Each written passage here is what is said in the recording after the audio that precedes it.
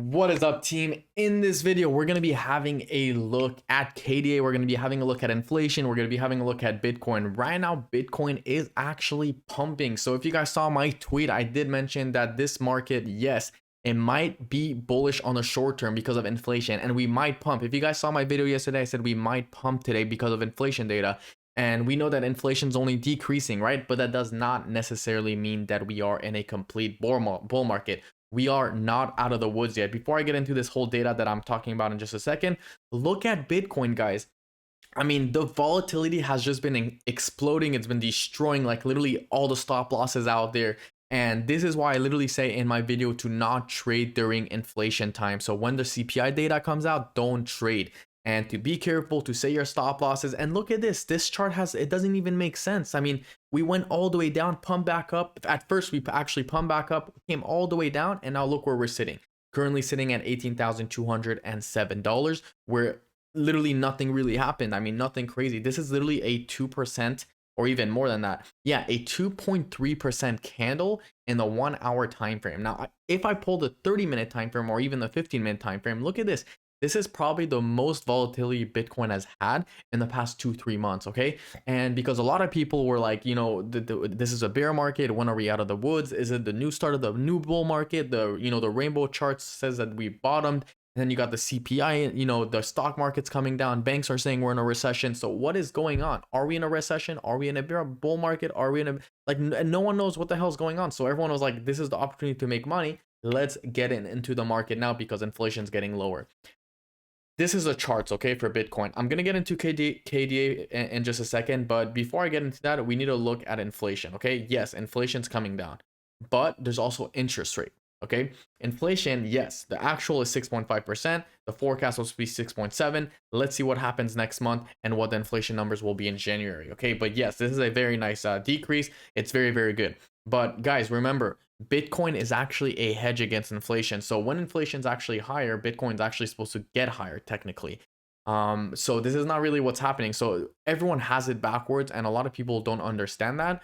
But this is literally a topic for another video. I do want to get into Kadena, but before I talk about that, there's literally one thing that you guys need to keep in mind is interest rate. The Feds will be raising interest rate on February 1st, and this is something that you have to keep your eye on because we could see the market dump. The same thing we saw at pump today, or pump and dump. We could see a lot of volatility around these days at the beginning of February. It's either between the 1st or the 5th. Around that time, you're gonna have to keep an eye on it. But let's have a look at KDA real quick. Okay, so first of all, Kadena did break the trend line on the 4-hour time frame. Now, what does our chart say about trend line? We know that when we are on a trend line and we break that trend line, we usually come back up, retest, and then come back down.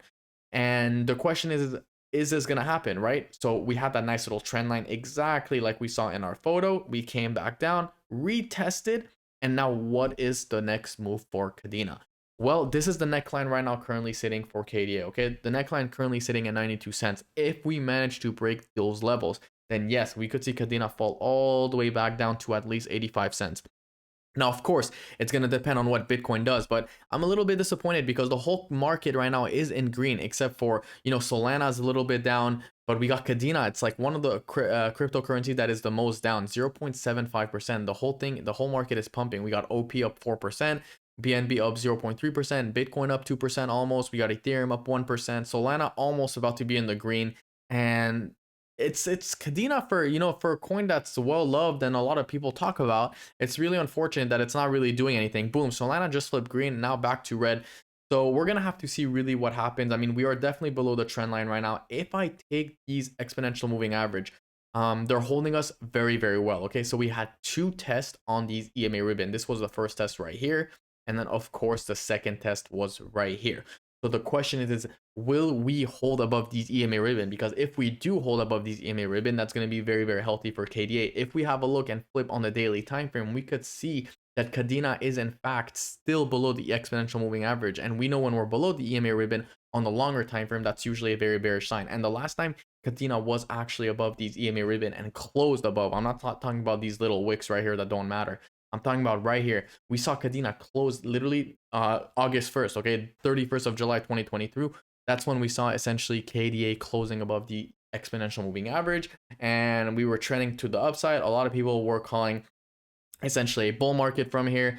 I didn't think it was going to be a bull market because in Bitcoin we saw a lot of negative news, but yes, that's exactly what happened. And then guess what happened? We just got destroyed. We came back, crashed back, came below the EMA ribbon one more time.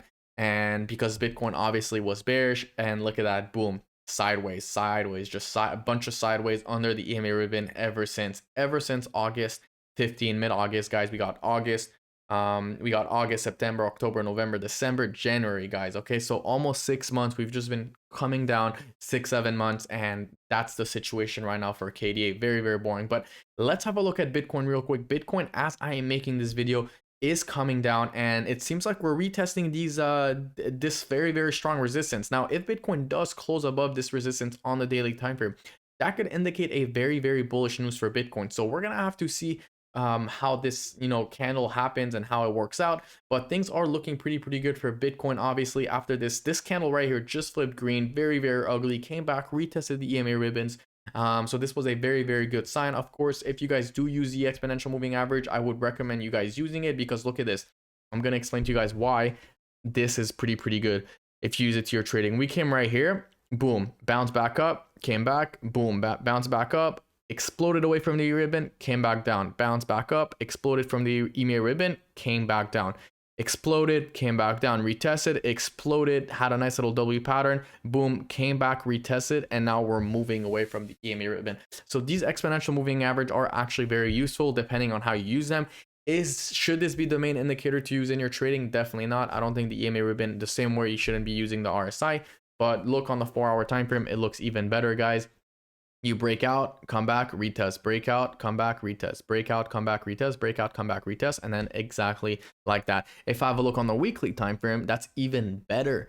That's even better. Let's have a look at the logarithmic chart on the weekly pattern on Bitcoin. Okay, so we could see right here, you can make bigger moves trading on the weekly pattern. And by the way, you could actually trade on the weekly pattern. I think it's much more accurate if you do so. But right here, we came up, came back down, came up, came back down, retested, came up, almost kind of came back down, retested, until of course this is when we essentially started the bear market, came back down, but we never really ultimately closed below it.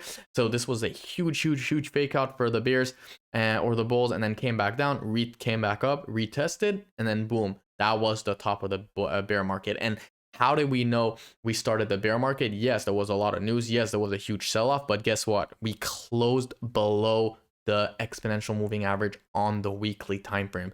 This right here, ladies and gentlemen, was my biggest sign for the bear market. My biggest.